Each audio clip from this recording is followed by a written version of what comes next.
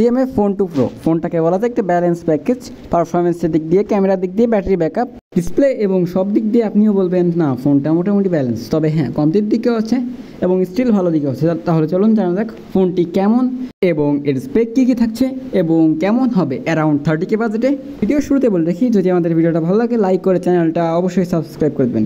First যদি কথা বলি ফোনটির ডিজাইনে, ফোনটির ডিজাইন মোটামুটি একটু ডিফারেন্ট ভাব দেয়, অর্থাৎ অন্য সকল ফোনের সাথে মিলবে না এবং দেখতে মোটামুটি ভালোই লাগে। ডিজাইন আমি বেশি একটা কথা বলতে চাই না, আমার কাছে মোটামুটি ভালোই লেগেছে। ফোনটিতে ডিসপ্লে হিসেবে আছে 6.77 ইঞ্চির একটা অ্যামোলেড প্যানেল, যেটা মূলত 120 Hz refresh rate, HDR10+ support আছে, 1 বিলিয়ন কালার সাপোর্ট করে এবং 3000 nits pick brightness.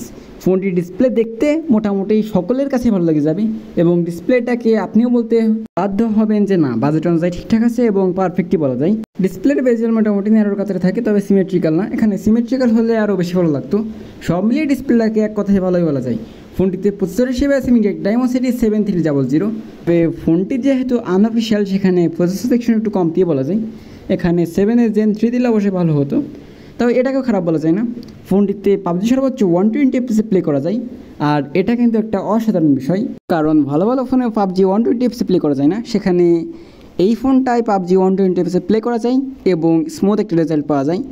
Lag, frame drop এগুলো দেখা পাওয়া যায়নি। ফ্রি ফায়ার তুলনামূলক আরও বেশি ভালো রেজাল্ট দেয় এবং কল অফ ডিউটি, অ্যাশপলস 9 এগুলোতে মোটামুটি ভালো রেজাল্ট পাওয়া যায়।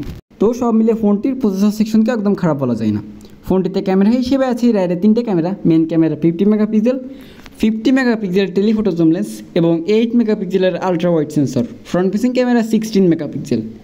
এই সেট আপনি অ্যারাউন্ড 30K-তে পাবেন না আমার মনে হয়, কারণ টেলিফটো জুম লেন্স 30K-তেই নেই, আর এই ফোনটার প্রাইস তো 29,000।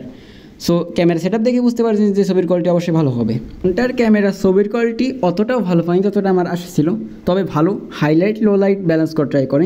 ছবিতে ডিটেলের পরিমাণ ভালো এবং পোর্ট্রেটে ছবি তুলতে গেলে ভালো দেখা যায়, পোর্ট্রেটে মিসম্যাচ করতে দেখা যায়নি এবং সব মিলিয়ে ক্যামেরার রেজাল্টও ভালো বলা যায়।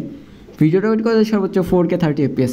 ফোনটিতে 5000 mAh ব্যাটারি আছে এবং 33 ওয়াটের চার্জার। অ্যান্ড্রয়েড ভার্সন হিসেবে আছে বেস্ট এবার অ্যান্ড্রয়েড 15 এবং এই ফোনটির 3 বছরের অ্যান্ড্রয়েড আপডেট এবং 4 বছরের সিকিউরিটি আপডেট পাওয়া যাবে। সো বন্ধুরা, এই ছিল পুরো ভিডিও।